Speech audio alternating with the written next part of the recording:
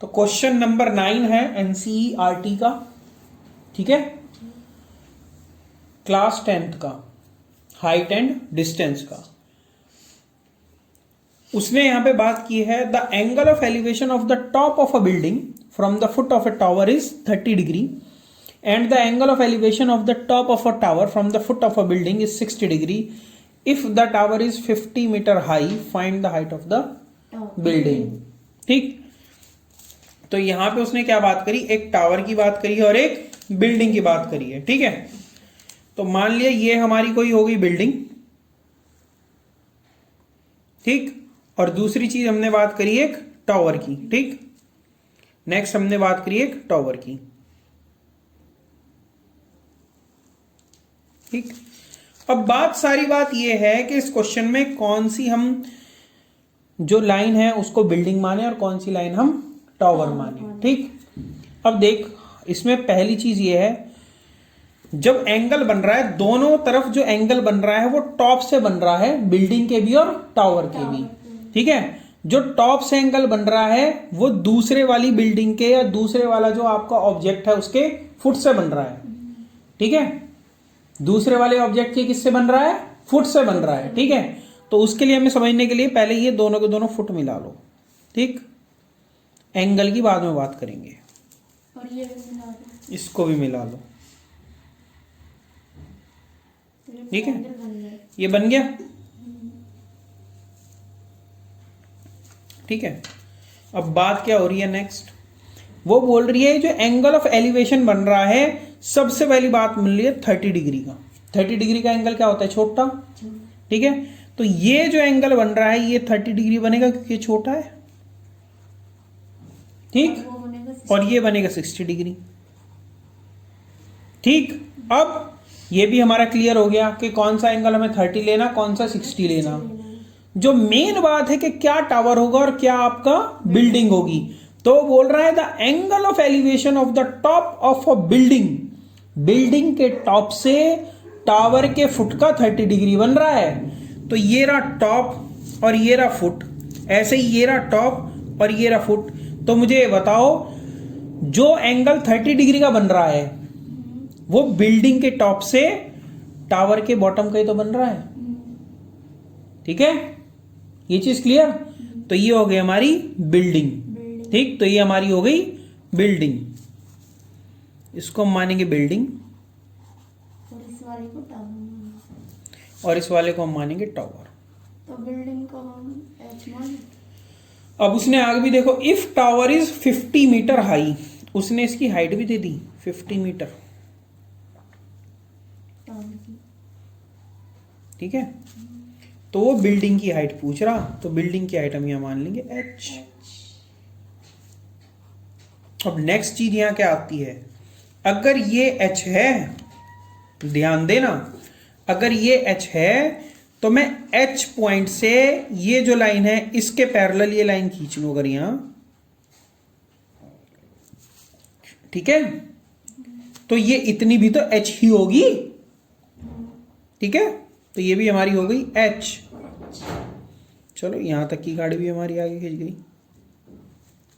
ये हो गई हमारी h। ठीक, तो अगर ये h है तो ये भी h हो गई। ठीक, ये चीज क्लियर। चलो आगे बढ़ते हैं। अब इस सवाल को करना कैसा, वही अपना तरीका। अब आपको सीधी सी बात है कि आपको ये पर्टिकुलर डिस्टेंस कंसिडर करनी पड़ेगी। ठीक है, कि दोनों के दोनों टावर और बिल्डिंग के बीच में क्या डिस्टेंस है। मान लिया ये डिस्टेंस है हमारी x मीटर, टावर के और बिल्डिंग के बीच में क्या डिस्टेंस है हमारी x मीटर है।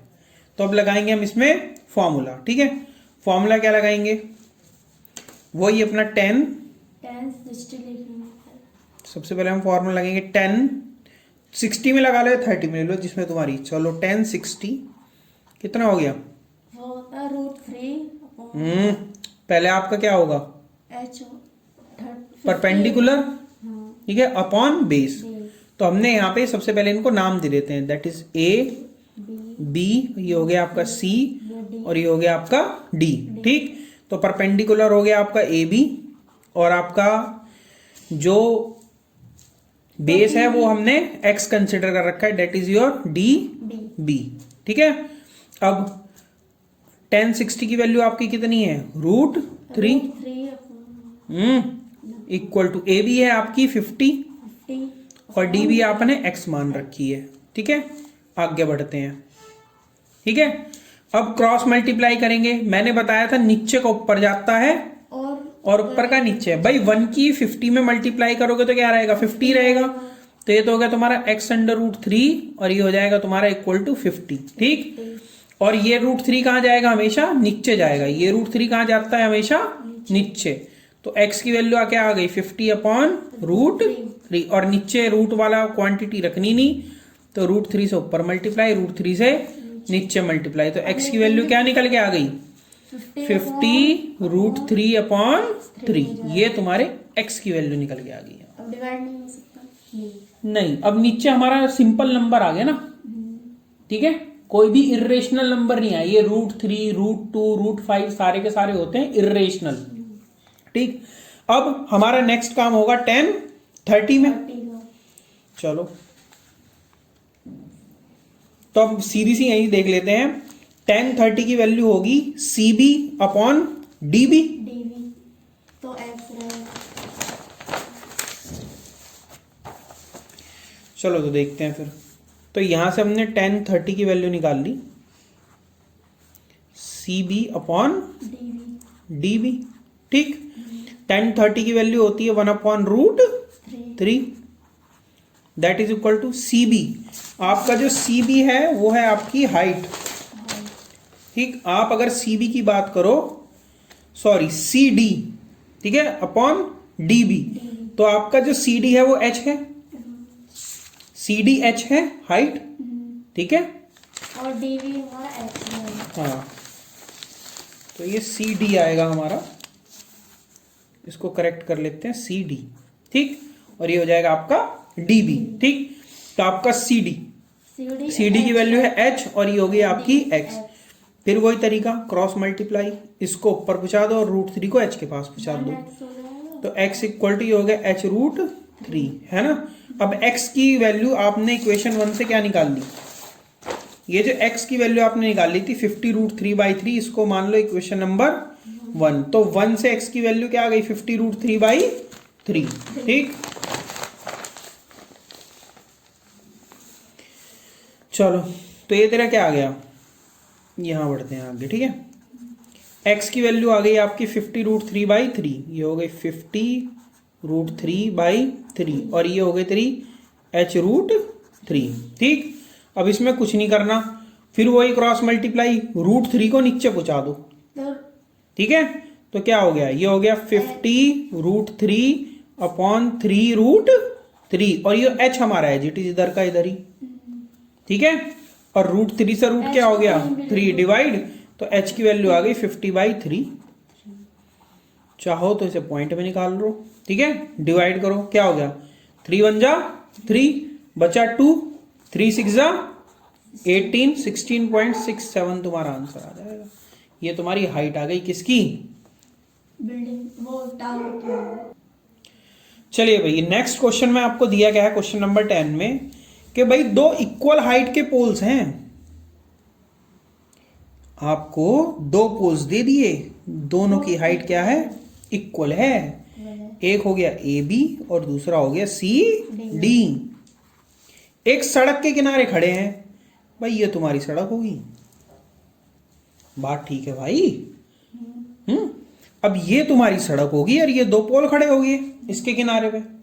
अब वो क्या कह रहा है कि भाई बीच में एक पॉइंट ऐसा है, वो एंगल बना है ना, वो पॉइंट ऐसा है बीच में इस सड़क के कि इस पॉइंट से अगर इस वाले की बात करो खंबे की तो 60 डिग्री का एंगल बना रहा, और दूसरे खंबे की बात करो तो कितने डिग्री का, 30 डिग्री का एंगल बना रहा। ठीक है, चलो भाई, तो यानी कि एक एंगल जो बड़ा होगा वो तो 60 डिग्री का होगा भाई, जो छोटा होगा वो 30। ठीक है ना, ये हो गया 60 डिग्री का और जो छोटा होगा वो 30 डिग्री का हो जाएगा।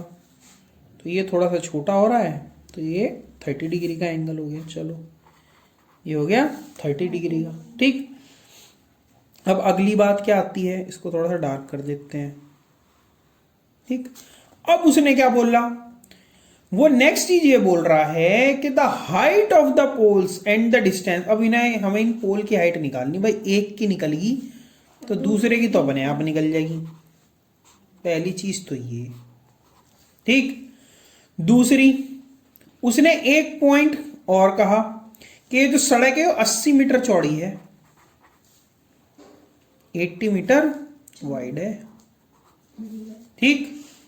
सपोज करो, और हमें दो चीजें निकालनी है, एक तो हाइट निकालनी है और ये जो पॉइंट है इस पॉइंट की इन दोनों पोल से दूरी कितनी है। तो मान लिया पहले वाले पोल से ये हमारी x हो गई, ठीक है, तो ये 80 माइनस एक्स हो जाएगी ना। बताया था भी थोड़ी देर पहले इरेजर से इरेज करके कि पूरी 80 ये इतनी x, तो इतनी क्या बची 80 माइनस एक्स, ठीक है। अब भाई ये है सवाल, ठीक। अब इसको देख सॉल्व कैसे करेंगे, वही अपना तरीका अपना भूलना नहीं। पहले 10 30 h अपॉन x हो गया, परपेंडिकुलर अपॉन बेस, ठीक। चलो भाई 10 30 की वैल्यू 1 अपॉन रूट 3 हो गया, तो h अपॉन x हो गया, क्रॉस मल्टीप्लाई फिर से वही, तो x equal to h root 3 हो गया। इसे इक्वेशन नंबर आप क्या मान लो 1। ऐसे ही यहां पे 10 60 निकालो, कितना आ गया 10 60 की वैल्यू, 10 की वैल्यू है h, a भी है h अपॉन 80 माइनस एक्स, ठीक। 10 60 की वैल्यू हो गई root 3, that is equal to h upon 80 minus x, ठीक। फिर अपनी क्रॉस मल्टीप्लाई, ठीक है, क्रॉस मल्टीप्लाई करी तो ये हो गया रूट 3 इंटू 80 माइनस एक्स और h इक्वल टू h, ठीक है। इस कैलकुलेशन को आगे बढ़ाते हैं, तो h इस तरह आ जाएगा, रूट 3 था, साथ में था 80 minus x, that is equal to h, ठीक। चलो अब इसमें एक काम कर लो, ठीक है भाई, हमें तो h निकालनी, तो भाई सीधी सी बात है, हमने वैल्यू किसकी निकाल रही, x की वैल्यू निकाल रखी है, x की वैल्यू रख दो इक्वेशन 1 से, इसमें रख दू, चलो। तो यहां पे आपने क्या लिखा, रूट 3 और 80 माइनस एक्स, ओहो नहीं h रहेगा, इसको हटाओ, तो रूट 3 इक्वल टू, वो सॉरी रूट 3 ये हो गया 80 माइनस एक्स की वैल्यू आपकी कितनी थी h रूट 3, ठीक, that is equal to h using equation 1, ठीक है। अब रूट 3 के अंदर मल्टीप्लाई कर दो तो ये हो गया 80 रूट 3 माइनस, ठीक है, माइनस रूट h रूट 3 तो पहले से था, क्या होगी गड़बड़, 80 रूट 3, ठीक है ना, माइनस h रूट 3 तो पहले से ही था, ठीक, और इस वाले रूट 3 को और कर लो मल्टीप्लाई, ठीक है, इक्वल टू तुम्हारा ये h है ही हमारा एज इट इज, ठीक। अब क्या हो गया, ये हो गया 80 रूट 3 माइनस रूट 3 की रूट 3 मल्टीप्लाई कितना आ गया 3 रूट 3 इंटू रूट 3 तो ये हो गया 3h इक्वल टू h, और भाई इस 3h को इस वाले h के पास ले जाओ तो ये हो गया 80 root 3 equal to h plus 3h, तो ये हो गया 80 रूट 3 इक्वल टू 4h, और h की वैल्यू यहां से कितनी होगी 80 रूट 3 अपॉन 4 से 80 को डिवाइड करो 20 टाइम्स, तो h की वैल्यू कितनी आ गई 20 रूट 3, तो ये तो तुम्हारा h निकल गया, ठीक है। तो पोल्स की जो हाइट है वो कितनी निकल गई 20 रूट 3। अब दूसरा तुम्हें x भी तो निकालना है, x भी तो निकालना है। पहली डिस्टेंस क्या है भाई, पहले पोल की डिस्टेंस है x पॉइंट से, और दूसरे वाले पोल की पॉइंट से डिस्टेंस है 80 माइनस एक्स, ठीक है। तो अब पहले निकाल लो क्या, इसको मान लो पॉइंट E, ठीक, तो पहले निकाल लो DE, तो पहले तुम्हारी DE निकलेगी जो है तुम्हारी x, ठीक, और x की वैल्यू है तुम्हारी h root 3 by using equation number 1, ठीक है। तो अब तुम्हारी कितनी वैल्यू हो गई, x की हो गई वैल्यू h रूट 3, ठीक, h की वैल्यू रख दो 2 से, तो कितना हो गया DE equal to x equal to h की वैल्यू रखी हमने 20√3 और ये √3 हमारा पहले से ही था।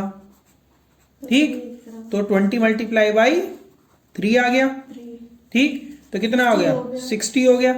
तो DE equal to x equal to ये होगी तेरी 60 मीटर। ठीक है, आगे बढ़ो। अब आपको क्या निकालना है, अब आपको निकालना है नेक्स्ट 80 माइनस एक्स, यानी कि EB, दूसरे पोल से इस पॉइंट की डिस्टेंस भी तो निकालनी है। EB तो होगा 80 माइनस, हाँ, EB हो जाएगा तुम्हारा 80 माइनस एक्स, तो EB हो जाएगा तुम्हारा 80 माइनस एक्स, यानी कि 80 minus 60 that is your 20 metre. ये तेरा एक आंसर हो गया, एक तेरा आंसर ये हो गया और एक तेरा आंसर ये हो गया। ठीक है, तीनों तेरे आंसर निकल गए।